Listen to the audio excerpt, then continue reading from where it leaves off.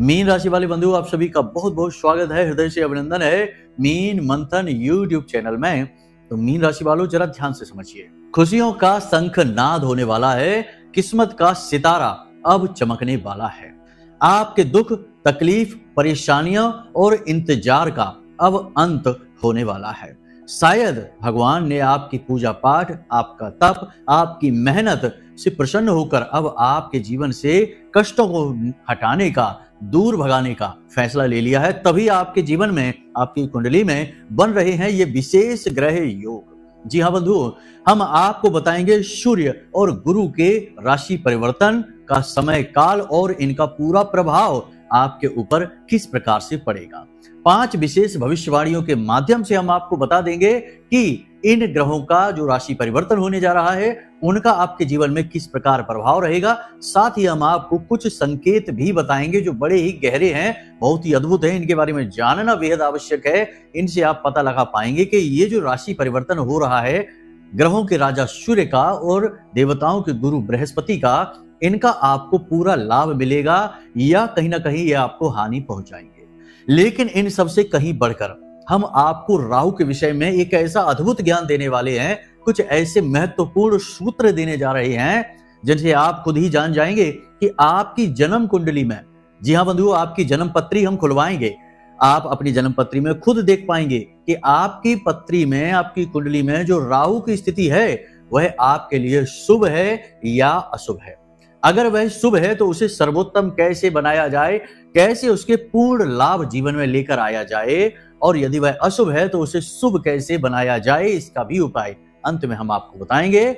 और चूंकि राहु का भी राशि परिवर्तन होने जा रहा है 18 मई को, तो ऐसे में इस विषय को गहराई से समझना आपके लिए बेहद आवश्यक है। अगर आपने आज के इस कार्यक्रम को अच्छी तरह से देख लिया तो 3-4 बातें स्पष्ट हो जाएंगी। आने वाले समय और काल के आपको पूर्व संकेत समझ में आ जाएंगे कि इस काल में आपके साथ क्या होने वाला है, समय कैसा आपका आने वाला है, अच्छा या और बुरा, क्योंकि राहु भी राशि परिवर्तन करने जा रहे हैं। इसी के साथ साथ हम आपको यह बता देंगे कि राहु के आपकी कुंडली में शुभ या अशुभ संकेत हैं और उसे कैसे बदला जाए। कुल मिलाकर देखा जाए तो कार्यक्रम बहुत ही महत्वपूर्ण है, ज्ञानवर्धक है, आपके जीवन में बहुत ही बड़े परिवर्तन ला सकता है, बशर्ते कि आपको इस कार्यक्रम को अंत तक देखना होगा। बंधु, हम एक एक बात पूरे प्रमाणों के साथ आपको बताएंगे, ज्योतिषीय सूत्रों के आधार पर बताएंगे, और आप खुद ही इस बात को अच्छी तरह से समझ पाने में सक्षम हो जाएंगे कि आप कुंडली में बैठे राहु को किस प्रकार से अनुकूल बनाएंगे, यदि वह प्रतिकूल है, और यदि वह अनुकूल है और आपको उसके लाभ नहीं मिल पा रहे हैं तो उसके लिए क्या करें ऐसा जिससे कि राहु आपको शुभ फल देना शुरू कर दे। याद रखना कि जिसको राहु मारे उसे कोई न तारे, और जिसको राहु तारे उसे फिर कोई न मारे। राहु बहुत ही शक्तिशाली ऊर्जा है, इसका यदि आपने प्रयोग करना सीख लिया तो यह आपको रातों रात लखपति करोड़पति बना सकती है और आपकी हर एक चिंता, दुख तकलीफ का समाधान करवा सकती है। इतनी शक्तिशाली ऊर्जा है। तो बस आपको आज के यह कार्यक्रम अंत तक देखना है, हर बात को समझ लेना है।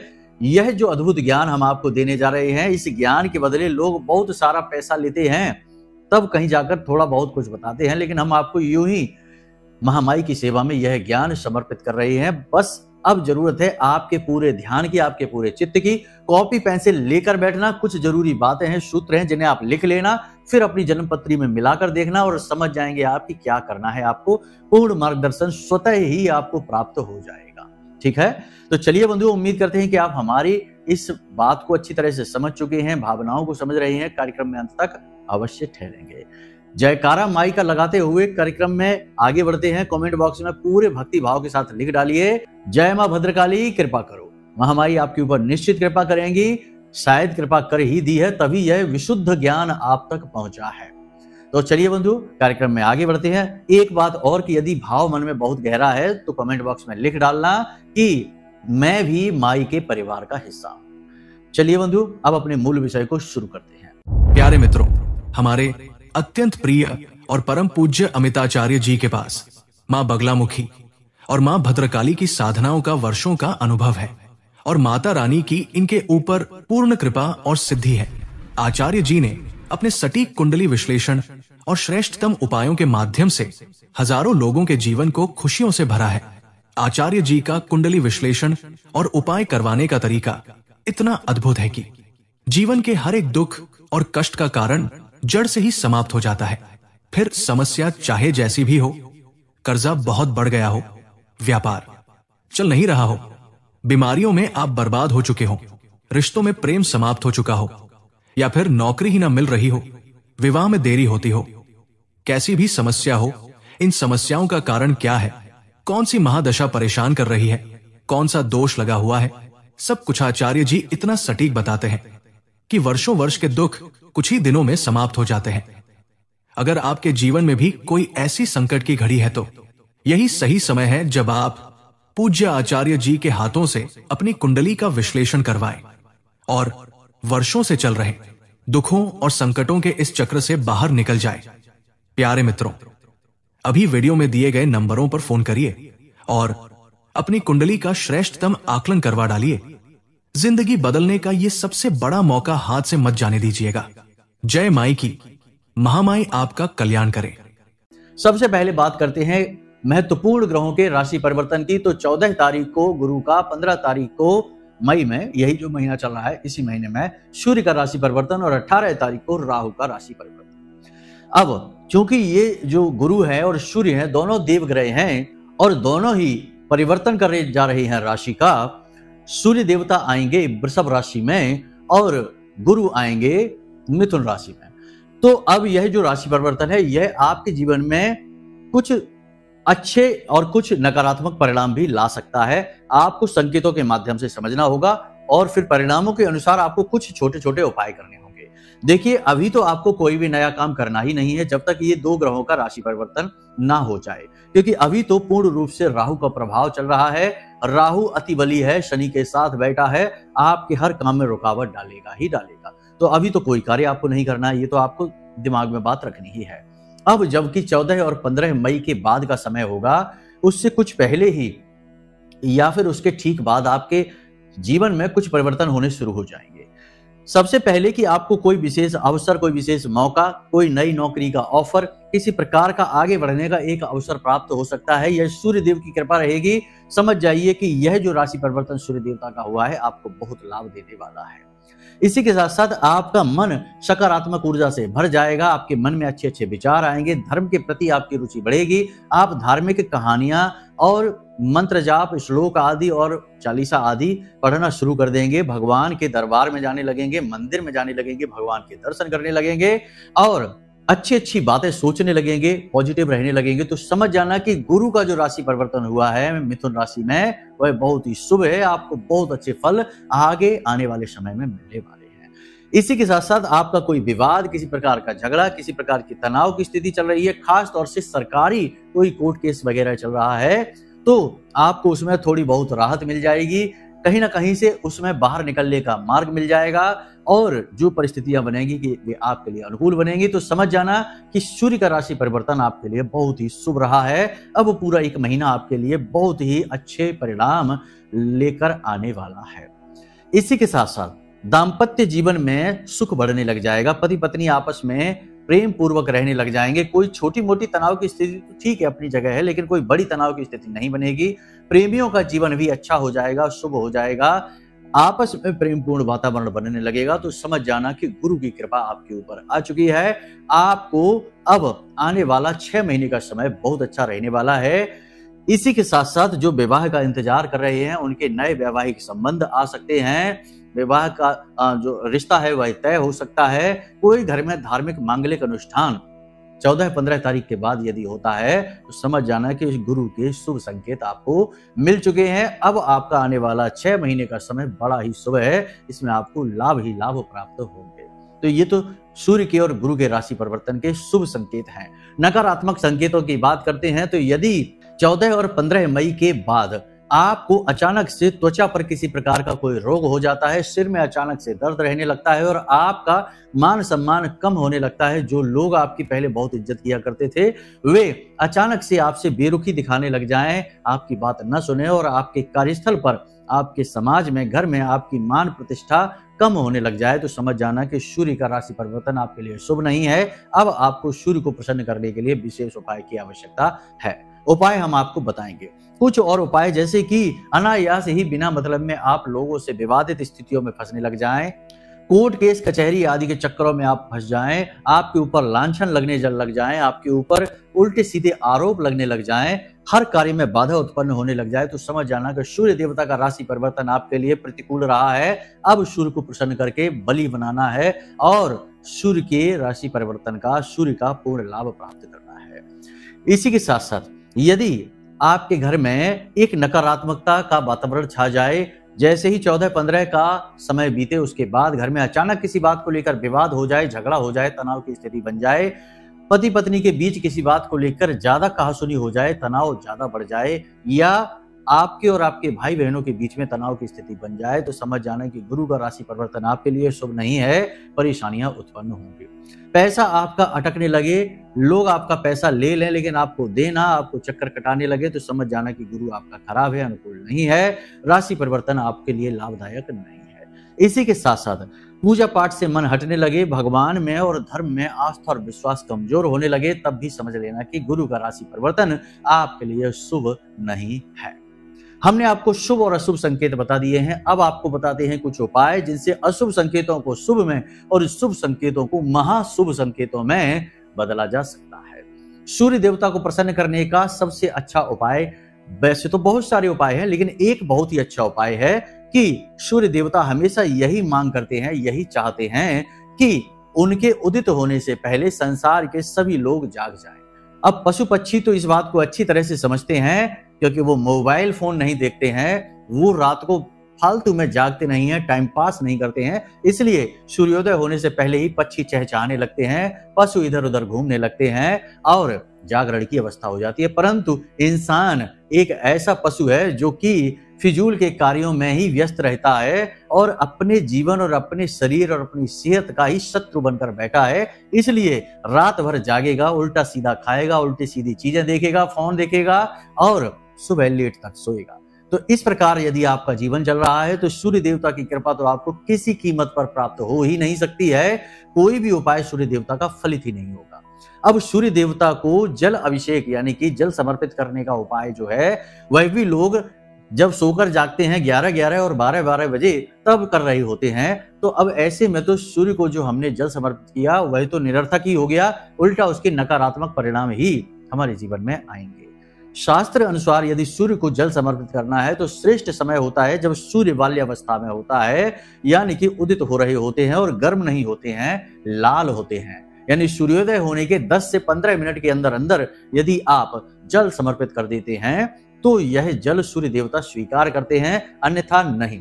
तो आपको सूर्य देवता को प्रसन्न करने का सर्वश्रेष्ठ उपाय यही है कि पहले तो सूर्योदय से पहले जागिए हर हालत में। अब 1-2 दिन यदि कोई ज्यादा काम पड़ गया रात में तो वो एक बात अलग है, परिस्थिति जन्य है, लेकिन यदि रोज प्रतिदिन का यही नियम है तो खराब है।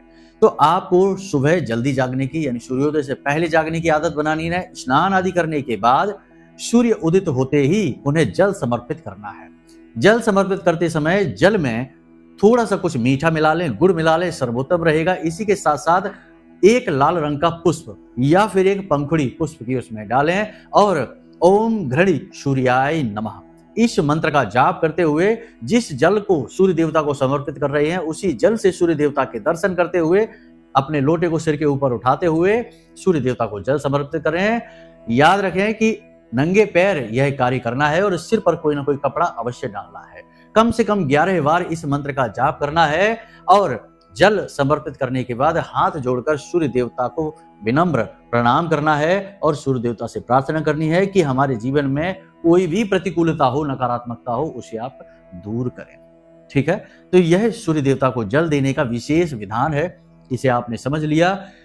इस तरह से आप सूर्य के नकारात्मक फलों को पॉजिटिव बना लेंगे और पॉजिटिव फलों को और अधिक ऊर्जावान करके फलीभूत कर लेंगे। पिता की सेवा करनी है और 15 तारीख के बाद पिता को कुछ न कुछ गिफ्ट उपहार अवश्य दे देना है। हो सके तो सफेद रंग के वस्त्र उन्हें देना, जिससे वो प्रसन्न हो जाएं, उनके चेहरे पर मुस्कुराहट आ जाएगी, आपका सूर्य अनुकूल हो जाएगा।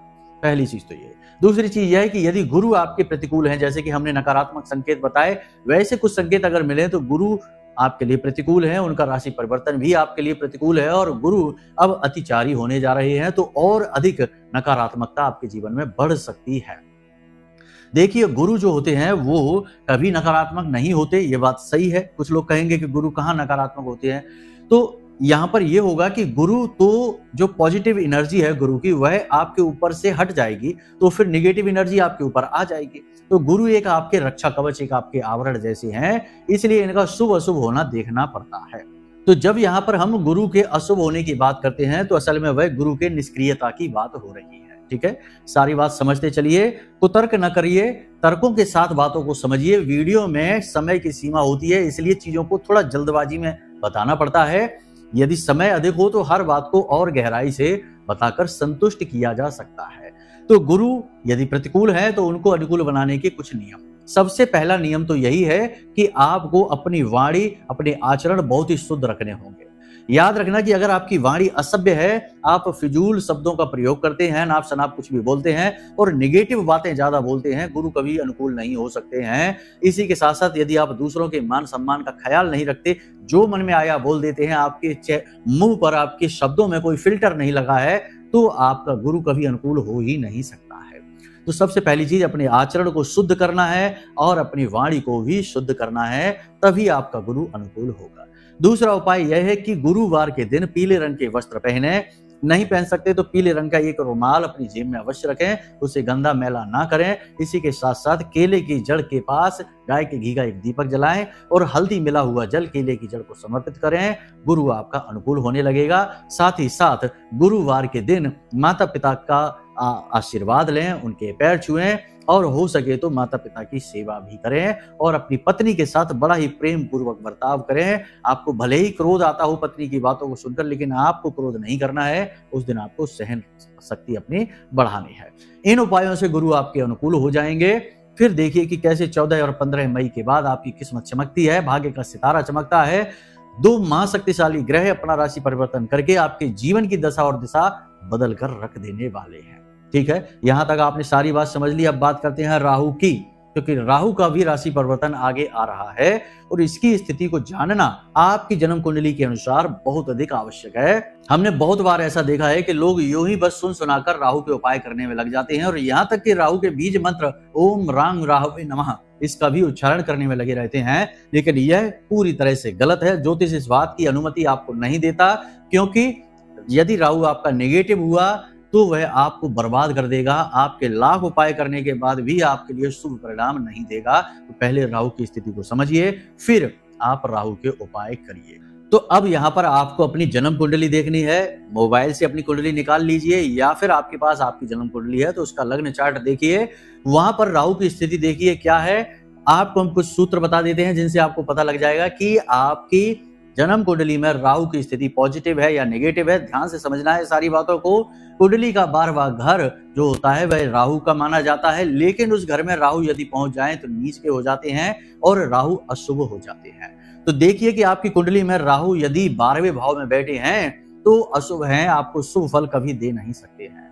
इसी प्रकार 12वें भाव में यदि सूर्य बैठ जाते हैं तो भी राहु अशुभ हो जाते हैं। इसी प्रकार कुंडली के किसी भी भाव में यदि सूर्य और शनि की युति बन जाती है तब भी राहु अनुकूल नहीं रहते, प्रतिकूल हो जाते हैं, अशुभ हो जाते हैं। इसी प्रकार गुरु यदि 11वें भाव में बैठे हैं, कुंडली में देखिए आपका 11वां भाव 12वें भाव के ठीक पीछे 11वां भाव है, आय का इनकम का भाव होता है। इस भाव में यदि गुरुदेव बैठे हुए हैं तो आपका राहु कहीं भी हो खराब हो जाएगा। अब ज्योतिष के कुछ और बड़े सूत्र हैं, इन्हें ध्यान से समझिए। यदि आपकी कुंडली में बुध आगे और शुक्र पीछे है, कहने का मतलब यह है कि आपको अपनी जन्म पत्री देखनी है। मान लीजिए कि आपकी जन्म पत्री में 3रे भाव में बुध है और 2रे भाव में शुक्र है, तो आपका राहु कहीं भी बैठा हो खराब हो जाएगा। इसी प्रकार मान लेते हैं कि आपकी जन्म कुंडली में 9वें भाव में बुध बैठा है, 7वें भाव में शुक्र बैठा है, तो आपका राहु कहीं भी बैठा हो अशुभ हो जाएगा, बहुत ही बुरे फल देने वाला होगा। इसे अनुकूल बनाना बेहद आवश्यक है। लेकिन ठीक इसके विपरीत यदि शुक्र आगे है और बुध पीछे है, मान लेते हैं कि आपकी कुंडली में तृतीय भाव में शुक्र है और द्वितीय भाव में बुध बैठा है, तो आपका राहु अनुकूल है। फिर इसके कोई उपाय करने की आवश्यकता नहीं है। जितने अधिक आप इसके उपाय करेंगे, आपका राहु उतना ही नेगेटिवली एक्टिव होता चला जाएगा और आपको बर्बाद करता चला जाएगा। तो ऐसे में इसके उपाय आपको बिल्कुल नहीं करने हैं। इसी प्रकार मान लेते हैं कि यदि नवम भाव में शुक्र है और सप्तम भाव में बुध बैठा है, यानी शुक्र आगे हो गया, बुध पीछे हो गया, तो आपका राहु अनुकूल है। ऐसे में आपको कोई उपाय नहीं करने हैं। तो आपको देखना है कि यदि बुध आगे है और शुक्र पीछे है, तो आपका राहु प्रतिकूल है, खराब है। ठीक इसका उलट यदि शुक्र आगे है और बुध पीछे है, तो आपका राहु अच्छा है। ऐसे में आपको राहु के उपाय नहीं करने हैं। जब अशुभ है तभी राहु के उपाय आपको करने हैं। राहु के उपाय, वैसे तो जनरल केस में राहु के कई उपाय बताए जाते हैं, तरह तरह के उपाय होते हैं, लेकिन अब राहु आपकी कुंडली में किस भाव में बैठा है, इस बात पर भी निर्भर करेगा कि राहु के उपाय किस प्रकार करने होंगे, क्योंकि कुंडली के हर एक भाव में राहु की मौजूदगी का एक अलग उपाय होता है। यह उपाय वीडियो में बताने से बात नहीं बनेगी, क्योंकि फिर वीडियो कार्यक्रम बहुत लंबा हो जाएगा। तो यदि आप अपनी कुंडली में इतनी देख चुके हैं और बात समझ चुके हैं कि राहु शुभ है या अशुभ है, अगर शुभ है तब भी आपको फल प्राप्त नहीं हो पा रहे, क्योंकि और भी बहुत सारी चीजें होती हैं कुंडली में, केवल एक राहु की स्थिति से बात नहीं बनेगी, या फिर अशुभ स्थिति में राहु बैठे हुए हैं, तो अब ऐसे में कौन सा उपाय आप करें, किस घर में बैठे हैं राहु, उसके अनुसार ये सारी चीजों को यदि आप जानना चाहते हैं तो चिंता ना करिए। नंबर हमने वीडियो में दे रखे हैं, इन नंबरों पर फोन करिए, अपनी कुंडली का विश्लेषण कराइए। हम आपको श्रेष्ठतम उपाय बता देंगे कि आपकी कुंडली में राहु को अनुकूल बनाने के, राहु से अचानक से बहुत सारा फल प्राप्त करने के लिए कौन से उपाय करने बहुत ही शुभ रहेंगे। तो इसके लिए कुंडली का विश्लेषण बहुत अधिक आवश्यक है। यह तो सिर्फ जानकारी है जिससे आपको आभास हो जाएगा कि राहु की स्थिति क्या है। इसी के साथ साथ आपको बता दें कि यदि आपकी कुंडली में बुध और शुक्र एक ही भाव में बैठे हैं, एक साथ बैठे हैं, तो राहु कहीं भी हो शुभ हो जाएगा, शुभ नहीं रहेगा। इसी प्रकार चंद्रमा और मंगल एक साथ बैठे हैं, युति बनाकर बैठे हैं, किसी भी भाव में बैठे हैं, तो राहु चाहे कहीं भी बैठा हो आपका शुभ हो जाएगा और शुभ नहीं रहेगा। ऐसे में राहु के उपाय करने की आपको कोई आवश्यकता नहीं है। हाँ, उपाय आप कर सकते हैं यदि किसी और बाधा की वजह से राहु के फल आपको मिल नहीं पा रहे हैं, लेकिन वे उपाय एक एस्ट्रोलॉजर ही बता सकता है। इस तरह उनको उपायों को नहीं बता पाएंगे, नहीं तो बहुत लंबा कार्यक्रम हो जाएगा। तो उसके लिए आप कुंडली का विश्लेषण करा लीजिए। यहां तक आपने सारी बातें समझ ली हैं। अब आपको हम बता देते हैं एक ऐसा जनरल उपाय जो राहु को अनुकूल बना देगा। अब देखो 100% तो नहीं कह सकते, फिर भी कुछ ना कुछ पॉजिटिविटी राहु की अवश्य आएगी। तो इस उपाय के बारे में ध्यान से समझिए। देखिए, गाय और कुत्ता दो ऐसे जानवर हैं जिनका हर एक नेगेटिविटी को पॉजिटिविटी में बदलने का प्रयोग है। जैसे पितरों की ऊर्जा या फिर किसी प्रकार की नकारात्मक ऊर्जा या राहु की ऊर्जा को पॉजिटिव, केतु की ऊर्जा को भी पॉजिटिव बनाने के लिए प्रयोग किया जाता है। इसीलिए हमारे घरों में प्राचीन काल से ही यह परंपरा रही है, हर एक हिंदू घर में, कि जब भी रोटी बनती है तो पहली रोटी गाय के लिए और आखिरी रोटी कुत्ते के लिए बनाई जाती है। तो आपको बस यही करना है। कम से कम 8 रोटियां आपको बनानी हैं, जिनमें 4 रोटियां आपको गाय के लिए रखनी है और 4 रोटियां कुत्ते के लिए। आखिरी में 4 रोटियां कुत्ते के लिए बनानी है और शुरुआत में 4 रोटी गाय के लिए बनानी है। गाय के लिए जो आप रोटी बनाएंगे उस रोटी पर थोड़ी सी हल्दी आपको लगानी है और उसे घी से चुपड़वा सकते हैं। बेहतरीन रिजल्ट है। गाय को वो रोटी आपको खिलानी है और अंत में जो 4 रोटियां आप बनाएंगे उसे सरसों के तेल से चुपड़वानी है और उस पर थोड़ी से काले तिल आपको डालने हैं। वे रोटियां कुत्ते को खिला देंगे। बहुत ही अच्छे रिजल्ट हैं। आपका राहु, केतु, शनि सब अनुकूल हो जाएंगे। साथ ही गुरु की अमृतमयी कृपा आपको प्राप्त हो जाएगी। पितृ पूर्वज तो आपसे प्रसन्न हो ही जाएंगे, आपको शुभ आशीर्वाद देंगे ही। ये उपाय बहुत ही शक्तिशाली है, बहुत ही पॉजिटिव है। बस आपको याद यह रखना है कि जब भी आप गाय को रोटी खिलाएं तो आपका मुख ईशान कोण की ओर होना चाहिए। वही गुरु की दिशा होती है, यानी पूर्व दिशा और उत्तर दिशा के बीचों बीच आपका मुख होना चाहिए। और जब आप कुत्ते को रोटी खिलाएं तो आपका मुख दक्षिण दिशा की ओर होना चाहिए, क्योंकि कुत्ते यम के साथी माने जाते हैं, उनके साथ रहते हैं। तो यम की दिशा दक्षिण दिशा है, पितरों की भी दिशा दक्षिण दिशा मानी जाती है। बस इन नियमों का आप पालन करिए, बारीकी से अपने जीवन के परिवर्तनों पर ध्यान रखिए, अपनी सेहत का ध्यान रखिए और कौन सी पॉजिटिव घटना हो रही है, कौन सी नेगेटिव घटना हो रही है, जागरूकता बनाकर रखिए। यदि नेगेटिविटी ज्यादा हो रही है, चीजें आपको समझ में नहीं आ रही हैं, तो कुंडली का विश्लेषण करवा लीजिए। देखिए, जब बहुत सारा लॉस हो जाएगा, बहुत सारी बर्बादी आ जाएगी, तब तो कराओगे ही। लोग अक्सर यही करते हैं, करोड़ों के लॉस करवाने के बाद फिर अपनी कुंडली लेकर आते हैं, लेकिन फिर कुछ बताने को बचता नहीं है। कुछ भी उपाय करने से ज्यादा लाभ प्राप्त होते नहीं, क्योंकि जितनी बर्बादी हो सकती थी वो तो हो चुकी। इस स्थिति से बचने के लिए बेहतर यह है कि पहले ही कुंडली का विश्लेषण करा लो और विपत्तियों से, आपदाओं से बचने के मार्ग प्राप्त कर लो। तो उम्मीद करते हैं कि सारी बातें आपको समझ में आ गई हैं। अब यदि कोई प्रश्न उठे या कुंडली विश्लेषण कराना है तो टेंशन नहीं है, नंबर वीडियो में दिया गया है, नंबर पर फोन कर लेना। हम स्वयं आपकी कुंडली का विश्लेषण करके आपको सारी जानकारी उपलब्ध करा देंगे। चलिए बंधु, आज के इस कार्यक्रम को यहीं विराम देते हैं। हमेशा हंसते रहिए, मुस्कुराते रहिए, सकारात्मक रहिए, महामाई पर अपनी आस्था विश्वास बनाकर रखिए, क्योंकि आपका उद्धार तो माई ही करेंगी। प्रेम से बोलिए जय माई की।